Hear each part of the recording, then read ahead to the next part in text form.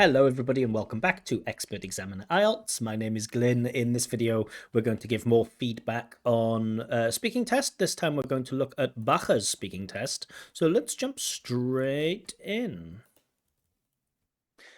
Good morning. My name is Glyn. Would you please tell me your full name? Good morning. My given name is Bakhtiyor and my surname is Obidkhanov, but please call me by my nickname. It's Bakha. Okay, so all of those words like nickname and given name and surname don't count towards the test. This isn't part of the test that is measured. So, you don't need to show off any language here. Can you tell me your full name? You can just give your name and surname. It's fine. Okay, thank you, Bakha. Now, in this first part of the test, I'm going to ask you some questions about yourself. Do you work or do you study? I do both. I study at Fergana State University Cool, I love this. I do both. Very nice. in my last year, and I work as an application seller. Cool. You can immediately notice pronunciation. Phonological range is very, very strong. Candidate has almost an American accent, but yeah, that's not but, and that's a good thing. And Online applications. what do you like most about your job? It is flexible. I love the way I can work whenever I want. Yeah. Cool. It's flexible. I love the way I can work whenever I want. Cool. That's a really good example of a successful paraphrase. Yeah, maybe. That's the main reason. A little bit unsure. Yeah, maybe that's the main reason. We do see this when we talk about spontaneous language production. Not everything comes out as a perfect script. So it's okay, but we should be careful that we are not too chaotic with our language use. And do you think And I noticed that candidate has this habit. Now, this is twice where the candidate has given an answer, he's stayed silent, and then as I'm asking the next question, the candidate continues answering the previous one. Remember, in part one, if you're silent for long enough, the examiner will just go to the next question. And if this keeps happening, you don't lose marks for this really, but it can be annoying for examiners if every time you try to ask a question, the candidate is kind of battling to take their turn and to speak more. There is like it or not, a weird power dynamic where the examiner is in control. The examiner is the facilitator. They are the ones that manage the time. And so by interrupting them, you're kind of stopping them from doing their jobs. Now, I know the candidate isn't doing this on purpose, and maybe because of some internet connection problems, there's some small delay, and that's why that can happen. But please do keep that in mind. If in part one, you've stopped talking, you've paused, the examiner will go to the next one. Don't try to continue your answer when the examiner starts speaking. Think you'll still be working in the same place in 5 years? I guess so. I love this. I guess so. Very nice. Until that game, I normally create an application for a particular game, and as long as that game will, alive. As long as that game, very nice. As long as that game is alive or will be alive, I think is the best here. As long as that game is alive, I will continue working. Cool. So, a future time clause or a kind of a conditional there, as long as that game is alive, not will alive. And is there anything you don't like about your job? Sometimes while I'm working with Love the pronunciation. Showing that he dislikes something. my clients, it's hard. I just literally joined their computer. I just literally joined. Very nice pronunciation, very natural kind of American type of fluency there, like with this overuse of literally. Control to set my application, and it's hard sometimes. And really, really precise with that vowel sound, and very American. When their connection is poor. Yeah. All right, let's talk. It is frustrating when the other person's connection is poor. I agree. Talk about health now. Would you say that you're a healthy person? Yes, I can consider myself as a healthy human. So we do get a bit of a mechanical breakdown here. I would consider myself as a healthy human. So that seems a little bit strange. The flow of speech is a little bit odd there. Healthy human, because I go to the gym, I walk. I go to the gym, I go to the gym. Intonation is really on point. Good. I'm pretty much, living in my healthy lifestyle.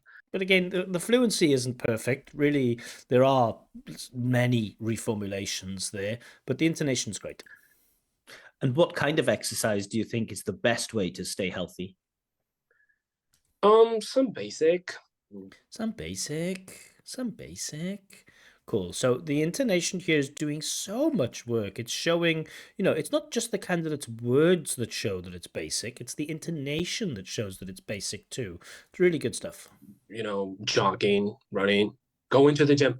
If I tell you from the If we would, okay, if I tell you, gym exercises, that would be yeah, basic exercises: bench press, deadlift, and squats.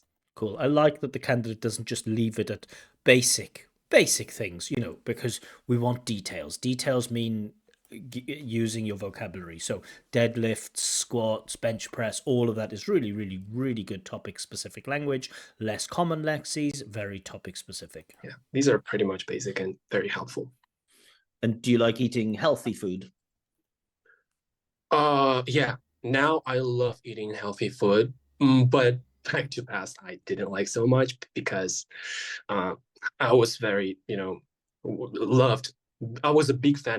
Again, it's difficult. Candidate maybe is struggling with grammar or with fluency. I'm not sure. I was I loved. There's a lot of chaos going on in the candidate's mind. I understand people can feel nervous, but we have to learn how to take that breath and how to increase the intentionality of our speech, shall we say. And I know it's tough. It seems obvious, right? To think carefully about what you would like to say and to say it. Um, it's not always easy to do that, even in your first language. Trying to do it in a second language is tough. But if you want to get that band 8 for fluency, you have to fix that. Some reformulations are absolutely fine and natural, but we can't have too much chaos. Of junk food. But now, I, as long as I train, I think that I need to eat. Let me get this again: as long as I train. And again, and I'm thinking, okay, he used as long as in the previous answer. Now he's using as long as again. Is it okay? It's just twice in a row. Just something for me to keep my ears out for. If I hear it a couple more times, I might think a little bit that it's a bit repetitive, but using it twice, okay. Healthy, and I pretty much eat healthy food. Yes. Notice this use of pretty much too. The candidate uses pretty much a lot. Um, we don't use it before adjectives, remember, right? I'm pretty much happy. I'm pretty happy. Fine. Pretty much we can use it before verbs. I've been to, or even before nouns, I've been to pretty much every country there is. That's probably the best place to put it before nouns. Pretty much every country, meaning like almost. Um, well, I have noticed the candidate just slightly misuses it sometimes. I don't think maybe he misused it in this sentence, but I remember earlier he used pretty much plus an adjective, and I thought that sounds a bit odd. So you do have fingerprint language like and pretty much and literally. We need to make sure that we're using those. If you have that fingerprint language that you overuse a lot, we have to be careful about whether it's appropriate. And literally, great. They're quite easy to use and they can be used in many different places. But there are some ways where pretty much can go wrong. So you pretty much have to think about pretty much every time you pretty much use that pretty much sentence or expression. And do you have any unhealthy habits? Yes, unfortunately, I have one Well, I think the pausing is okay here. unhealthy habit. It is I go to bed a little bit late, Little bit late, almost like confessing in the pronunciation. Nice. My sleep is always deprived. I know, deprived is a great word here. Again, like really finding that vocab, but I'm not sure. My sleep is deprived. You are deprived of sleep. It's not that your sleep is deprived. It is you are sleep deprived, or you are deprived of sleep. So, great that you found that word deprived, but not quite as precise as it could be. And I need to, reschedule my sleep on time. All right, let's move on and talk about reading now. Do you like reading? Oh my God. Yeah, I'm getting, like used to, I'm Answer the question directly. Do you love reading? Yes, I do. No, I don't. Sometimes I do. Then maybe say what you like reading. Do you like reading? Yes, I do. I'm particularly a big fan of Russian classic literature.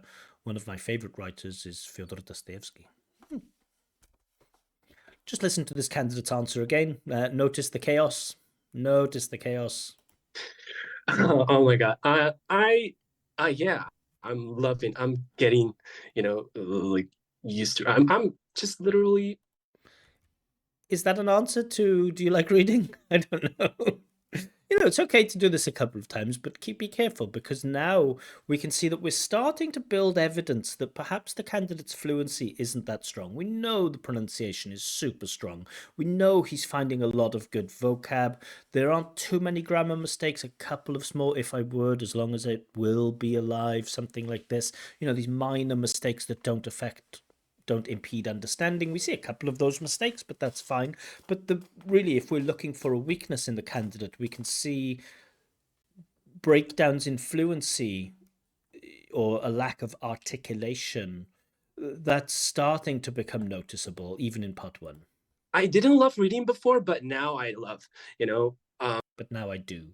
I didn't love reading before, but now I do. So the auxiliary verb should replace the verb phrase. But that's difficult grammar, correct use of auxiliaries. We start learning it really at B2, most of the rules. Some of the rules we learn a bit earlier, but generally we start learning, the full flexible use of auxiliaries at B2. It's never ever mastered at B2. We continue it at C1, and really only at C2 do I notice that learners of English actually fully master this use of auxiliaries. So candidate just missed it. I don't know, because I I started reading because I go to the gym and And again, all of this is still the question: do you like reading? I need to find out more about, programs, training programs and workouts. And I read a book. I started reading, and yeah, I love reading. Too much? Do you like reading? Yes, I do. At the moment, I'm going to the gym a lot, so that's why I've started reading a lot about different training programs and also some things about nutrition. Done. Now, at least. Do you have a favorite writer? My favorite writer is Mike Mansard. Yes, I have. It's Mike Mansard. Again, it's a bit odd, right? Do you have a favorite writer? Yes, Franz Kafka. I have my favorite writer. My favorite writer is Franz Kafka. Again, if you can find that way to relax. When we're nervous, we tend to overspeak, right? Our heart speeds up, we start sweating, we start rushing through things. And when we start rushing, and the reason we rush, I am not a trained psychologist. The reason we often rush and we do things quickly when we're nervous is because of a physical reaction in our body that says, I am uncomfortable in this situation. I want to get out of this situation as quickly as possible. So everything speeds up, including your speech. And then you try saying everything you can as kind of as quickly as possible. And even your thoughts speed up, and the way that you start your turn speeds up. And so it seems to be, maybe because of nerves, your speech is coming out too fast and your brain can't quite keep up. And that's why you have to backtrack, and that's why you have to find that language. You have to find some way to relax before the test, which is difficult because I often recommend, drinking lots of coffee before the reading test because it's just so difficult to focus. But for that speaking test, you have to find a way, whether it's through breathing techniques or something else, you have to find a way to relax, to listen to the question, to answer the question directly, and then develop and support. It sounds easy, but in practice, it's more difficult. Is a bodybuilder, and he used to be a bodybuilder and a scientist who mastered the fundamentals of bodybuilding. Cool. He mastered the fundamentals of bodybuilding. Beautiful. He's a very intelligent human. I love, his books. Very good, beneficial. Again, we just get these tags on it. Very good, beneficial. Again, I know that's a natural feature of spontaneous language production, but just be careful with that. You don't. Do you need to add very good, beneficial at the end? Probably not. And do you prefer reading physical books or ebooks? I prefer reading ebooks, since the books that I need, are not available. Cool, nice relative clause. The books that I need are not available. A lot of people don't really know, they can't assess grammar. There was one comment that said something, if this guy gets higher than a 6, then I'm not going to use any of the grammar that I've learnt. And I think that person who made the comment just doesn't know what grammar is, maybe. There's lots of things to like about this candidate's grammar.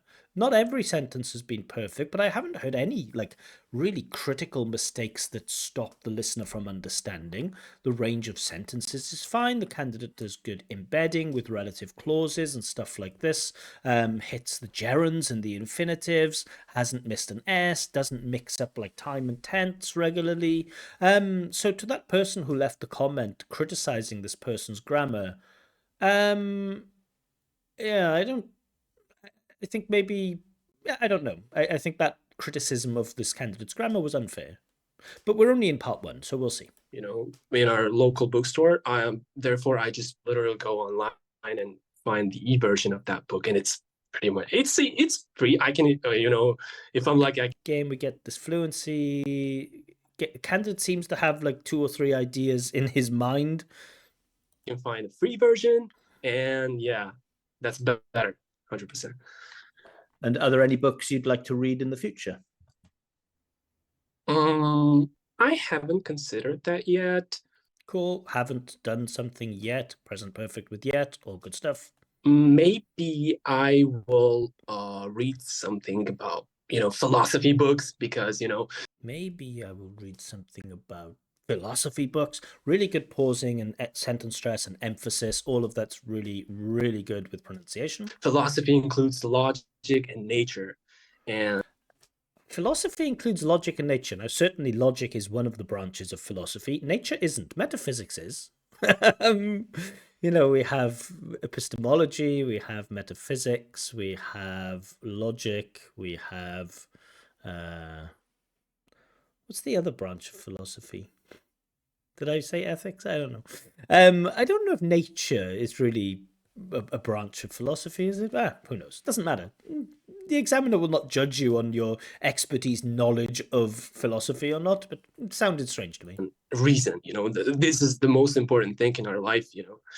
These are the most important things in our life. Yeah, I Epistemology, ethics, logic, and metaphysics. I think those are the 4 main branches, right? Who knows? would consider maybe in the future reading philosophy books.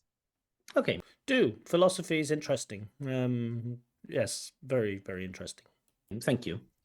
Now, in this next part of the... All right, so I've taken quite a lot of time to go over some of the things in part 1. I probably won't spend quite as much time in part 2, part 3, because I don't want the video to be too long, but candidate's very, candidate's English level we know is there, right? He has strong English. The vocab is generally very, very precise. Grammar is strong. Pronunciation is really, really on point, like super high level with pronunciation. Fluency is the weakest part, and what we'll usually see with candidates is if the fluency is weak in part 1, it's really not going to get better in part 2 and part 3. Sometimes the vocab can get a little bit stronger in part 2, part 3. The fluency almost never gets better, so we will focus a little bit on fluency, but already I kind of have in my idea what score the candidate's going to have. Yeah, as I say, I won't go through every mistake now. I will also try to listen to grammar a little bit, just because we had that comment from one of the viewers talking about the candidate's grammar. So I will just point out some positive and negative features about grammar in part 2. Test. I'm going to give you a topic, and I would like you to... Yeah. All right, so the candidate has to talk about a time when he gave advice to someone. Let's have a look. I'm gonna tell you about a person whom I gave an advice. Okay, so a couple of things.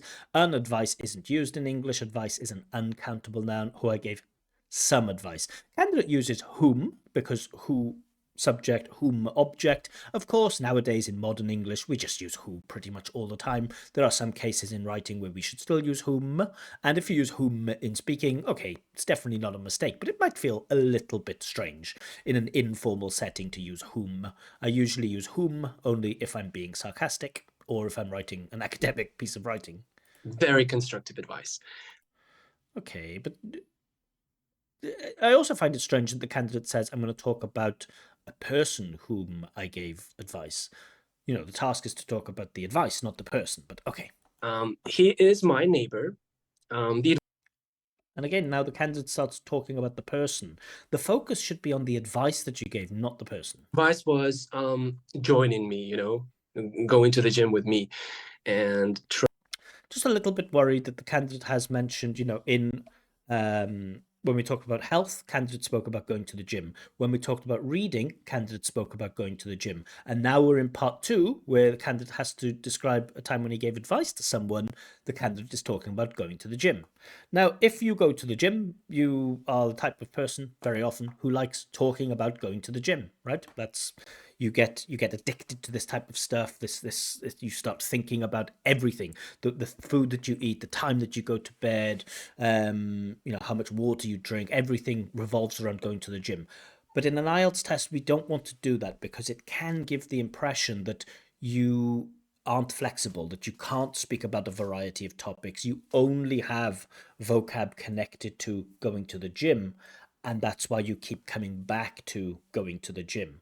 And so be careful not to do that. We always want to see a range, but we only have 15 minutes to get in a bunch of different topics. And if you keep coming back to going to the gym, this can sometimes be seen as evidence that you don't have a rich enough vocabulary. Although for me, your vocab in general is strong enough. But yeah, just something to keep an eye on. training, heavy lifting with me. And, that happened about a year ago or no. Yeah, Cool, that happened, past simple. about a year ago.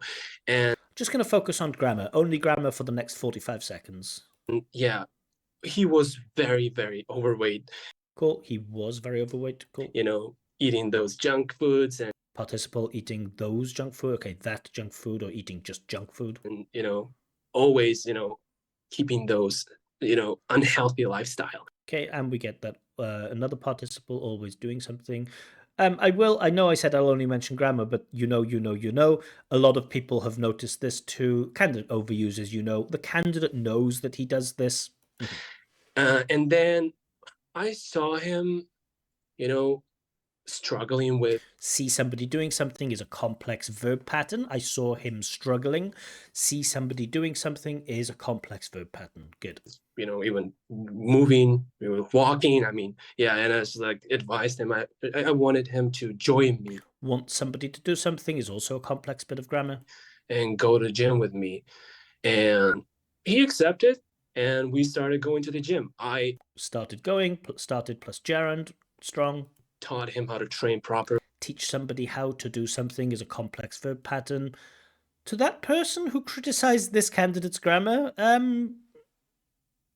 no, for me, the candidate has C1 grammar.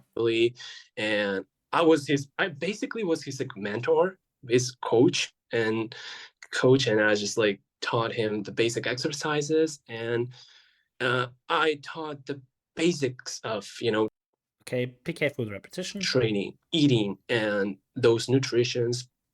Those nutritions is a bit strange, right? Usually we use nutrition as a singular uncountable noun. So that nutrition, not those nutritions. Dietary, and so on. And then he was very happy of my advice. That was very Okay, he was very happy of my advice. It's a bit strange. Happy about my advice, maybe. Happy with my advice is probably better. beneficial to him. And since that time, we've been training together. Since that time, we've been training together. Present perfect continuous with since. Very good.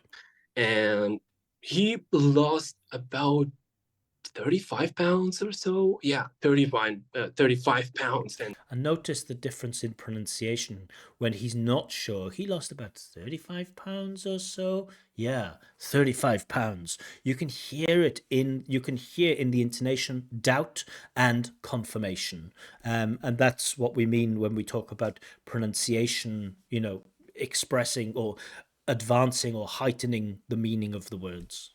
He looks very good now. He looks ecstatic, and he's happy about the results, the outcome. Okay, Candidate's starting now. I think Candidate has run out of things to say and starts repeating those ideas, which again is a problem for fluency. That he got, and it was cool that he got. Corrects himself immediately. Good stuff. It was very good, and And It's noticeable that the candidate is off script now. Whatever notes he's taken, he's not following those. He has exhausted those notes and now he's freestyling. And again, this is just comes down to technique. If you are a well prepared IELTS candidate, you know how to take notes that help you to get through the whole 2 minutes so that you don't need to freestyle.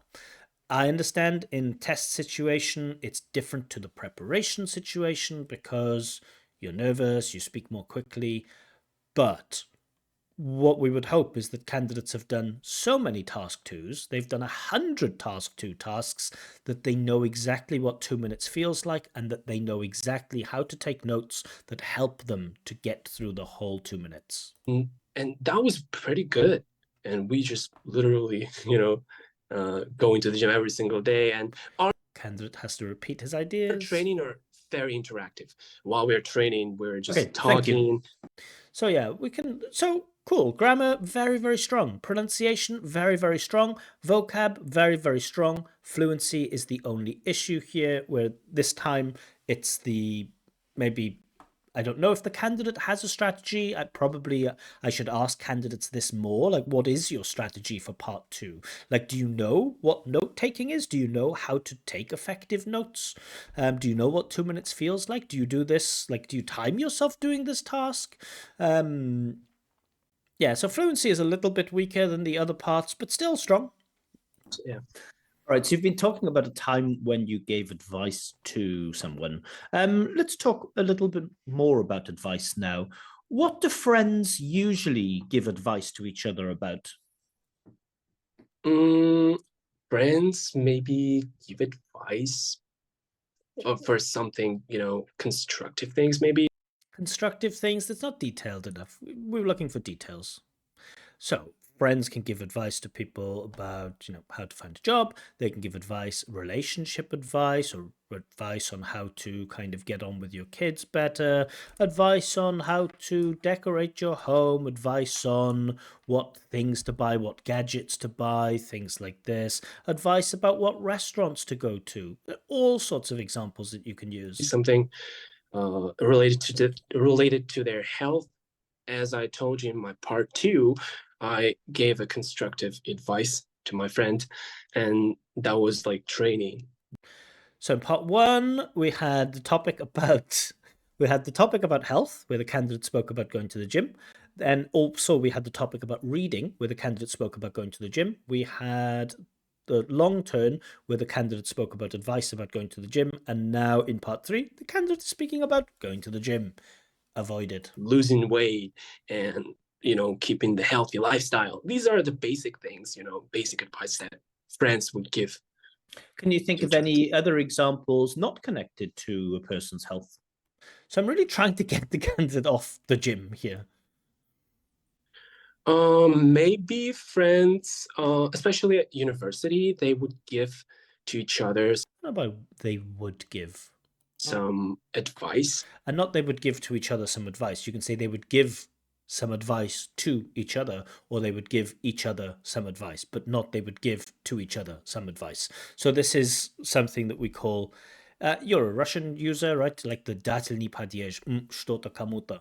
In English, we don't use these like падежи. We don't use these cases. But we do use prepositions or word order to kind of help us. And so give to somebody something is wrong. Give somebody something? Yes. Give something to somebody? Yes. Give to somebody something? No. Is it a critical mistake? No. Does it stop understanding? No. Is it a slight inaccuracy? Yes. In terms of studying, or yeah, to give you an idea, I saw two guys in my university were talking to each other and giving advice. Cool, but details, right? What advice did they give each other? So you could say, yeah, people often give each other advice about studying. For example, if you're studying mathematics and your friend is very, very good at it, you might ask them about their study plan and how you can, like, they can recommend some books or something you can read. That's specific details. You're just saying, like, yeah, two guys, they gave each other some advice, but without details. Giving a piece of advice to each other in terms of master's degree. And yeah, these Again, in terms of master's degree, but it's too general. It's not specific. are things that, yeah, All right. these are And do you think it's okay to give advice to someone even if they haven't asked for any? that's a tough question. Um, It is. I don't know. Maybe if I would hypothetically think Again, if I would hypothetically think, we don't usually use would in the if clause. So if I thought, or if I knew, or if I had to, we don't usually say if I would think, if I would have to. It is becoming more common in, especially with Americans, but even with British people, to use this if and would together. And so for me in IELTS, I would even not consider it to be a mistake, because the guidance in IELTS says that if it's the type of mistake that a native speaker might use, it's absolutely fine for a band 9. I know lots of L1 users, native speakers, who use if I would, if she would, and so on. of it, um, it depends on who that person is. If that person is absolutely strange, Again, examples. No, it's terrible. For example, like if I like a certain genre of music, I wouldn't want my friends to tell me that I should be listening to something else. It's none of their business. Or yeah, I think in some cases it is okay. Like for example, an obvious one is if you're a doctor and somebody has, some very unhealthy habits, then I think it's fine for that doctor to give advice such as you should stop smoking. You know, these are specific examples. they're absolute strangers, so I wouldn't consider it. No, I won't. I don't think they should Again, you can see fluency is breaking down, lots of reformulations here. give an advice. If that person is at least familiar, or they study at the same university or somewhere at the same job, or yeah, they should give some advice. Yeah, it's just lacking in detail Even a again. bit of it, yeah, that would help them. And what do you think are some general pieces of advice that everyone should follow? So these are pretty much basic things. Like Again, basic things, fine, but please give details of those basic things. moral norms, maybe, ethics Moral norms, ethics, yeah. that But again, maybe give details of what those moral norms or ethics people are. should follow. At least they should, stick with the bare minimum. What is that bare minimum, right? I agree with you. The all people should follow basic advice such as, if you can, try to be nice to people, try not to hurt people's feelings. If it doesn't affect you too much, try to help people when they need it. Don't be rude to people, try not to judge other people when you meet them for the first time. If you can, in most situations, tell the truth. Try not to lie to the people you love. These are some basic things, and they're concrete examples. Yeah, even though they just don't, like religiously following those advices, but at least They don't following. So again, when candidates are under stress from difficult questions, the grammatical accuracy can break down a little bit. they should just, yeah, Don't follow, yes. Don't following, no. And what is the bare I minimum? think. So I am pushing the candidate. What is the bare minimum? Give me concrete details. Bare minimum is uh talking, communicating.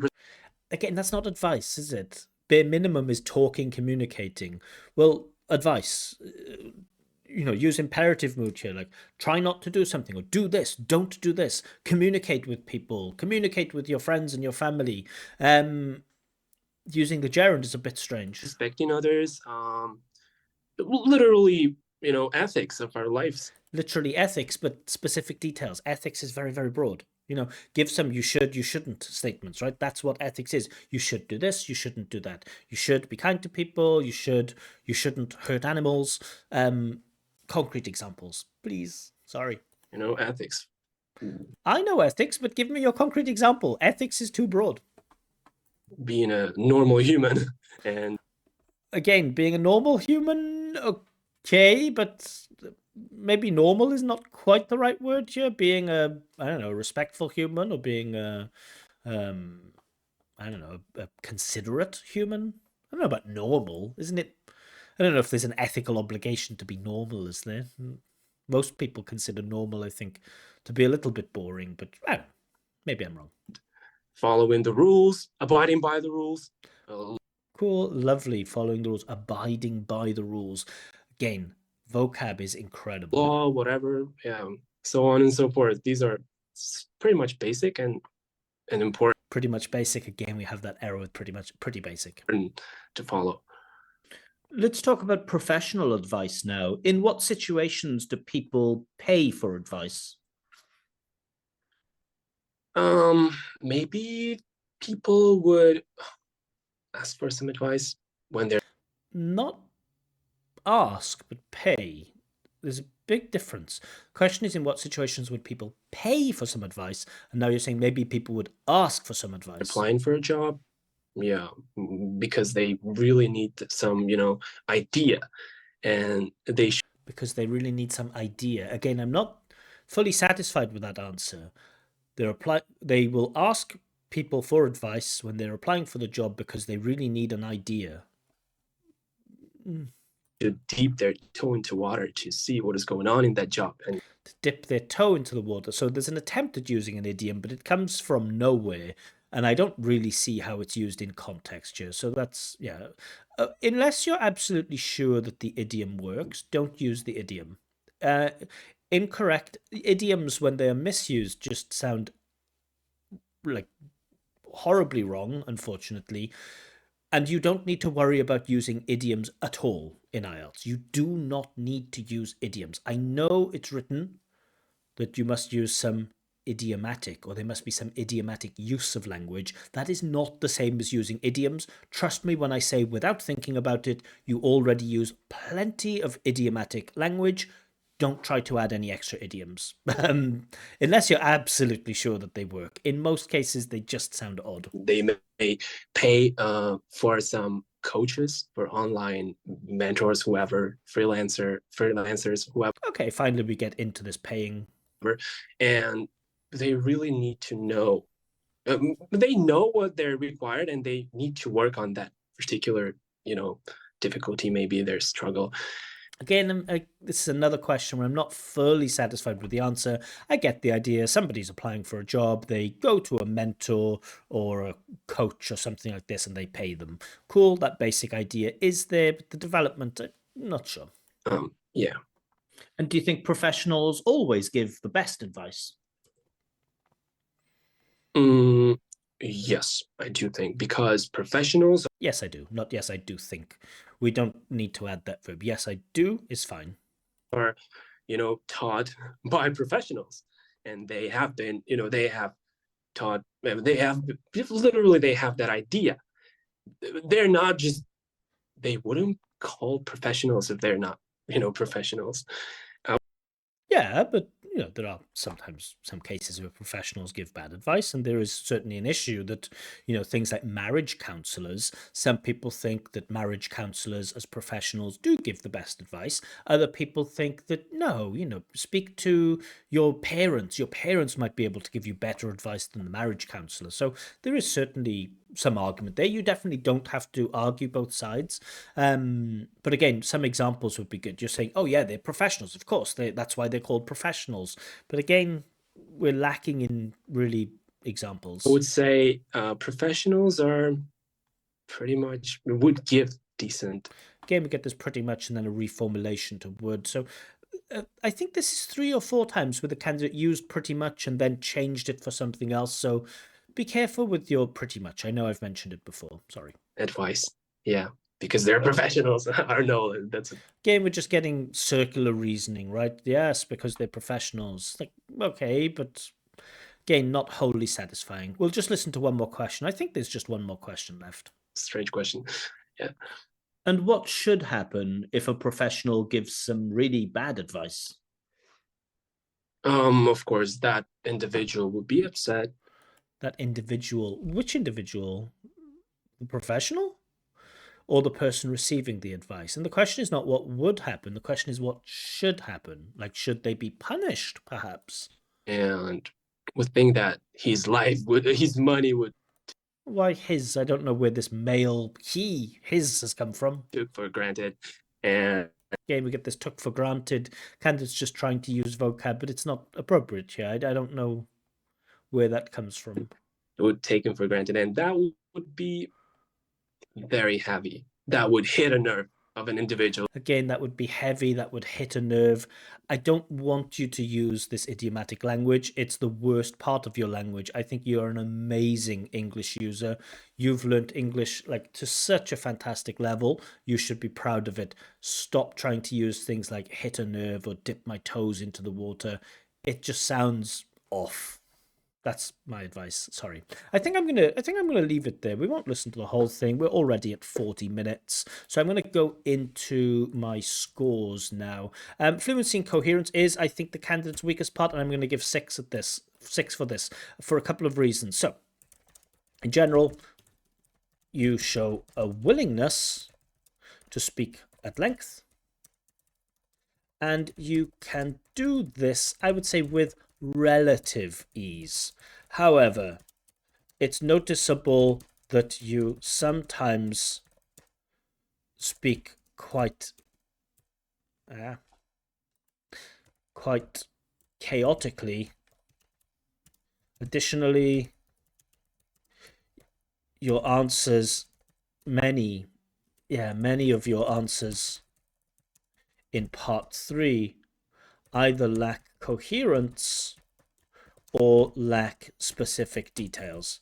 So that's going to pull you down to the 6. Even though you are quite fluent, the coherence of your answers, yeah, it's definitely the weakest part of your speaking. Lexical resource, I'm actually going to award I'm going to award the 7 for this. And I'm going to say, if you hadn't, maybe this is unfair, if you hadn't used all of those idioms incorrectly, I would have given you an 8. So there you go. An examiner might give you 8. You have an amazing range of vocabulary.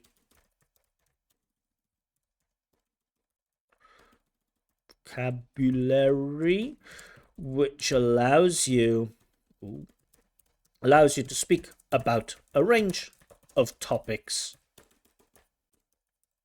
with a high level of precision.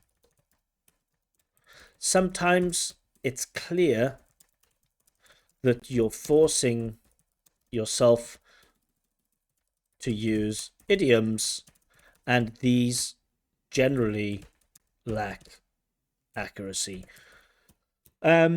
Stick to the normal vocab you use, you'll be fine, and I think you could get an 8 for that. Grammatical range and accuracy, I'm also going to give you a 7. So despite some pretty basic mistakes with nouns, for example, and sometimes even some tenses, right, don't following things like this in form. Despite some pretty basic mistakes, you demonstrate, for me, a very wide range of both sentences and structures. You also reliably get the basics right. So, those things like third person s or using the past when you're talking about the past, those basics, you reliably get those right. There are some basic mistakes, but the basic stuff you reliably get right, and I do think you have enough range for a 7. You're not far away from the 8 for grammatical range and accuracy too. Pronunciation, I think, is your strongest point. I think you are at 8. You are not, I don't quite think you're at 9. There are just some of those occasions, maybe. Let's talk about the positives first of all. Your intonation is incredible and adds so much to the meaning of your words. The emotions, whether you're doubting, whether you're sure about something, that all flows through your intonation, and that's great. Your phonological range is superb, and you absolutely nail some of our vowel sounds, and you're just right on the money with some of those vowel sounds. Occasionally your pronunciation becomes slightly robotic, especially when you lose some fluency. I think that's fair. Just a couple of cases of that. So overall, we get 6, 7, 7, 8, which means overall you get band 7.0. I definitely think this candidate can get higher, 7.5. Can the candidate get 8 in the real test? Possibly. I think 7.5 is definitely achievable. For me, overall 7. Areas of improvement. I'm going to put just a couple of things here. Firstly, don't force yourself to use too many idioms. Oh, it would really hit a nerve, and you're just forcing yourself to get that in there. So don't force yourself to use too many idioms. I would even say forget about idioms completely. But, if you want to use some idioms, make sure that you know that you're using them correctly. Be careful with your overuse of and pretty much. Now, for me, I'm not I don't really mind so much about all of this, pretty much these filler words. I think they are a part of spontaneous language production, speaking. The stuff, it is noticeable that you use it a little bit too much, so some examiners might not like that. Make sure that you're not